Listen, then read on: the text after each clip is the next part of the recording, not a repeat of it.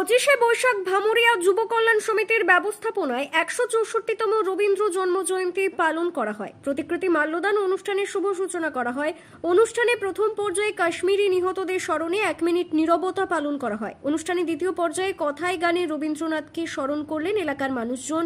অনবদ্য অনুষ্ঠানে ভামুরিয়া যুব কল্যাণ সমিতির সদস্য সহ বিশিষ্টজনেরা উপস্থিত ছিলেন।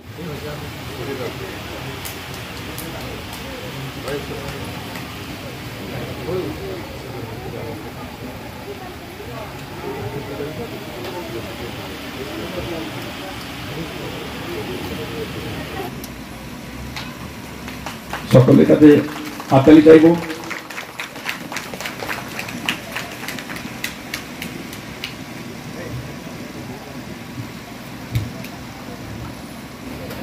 রবীন মাঝি মহাশয়,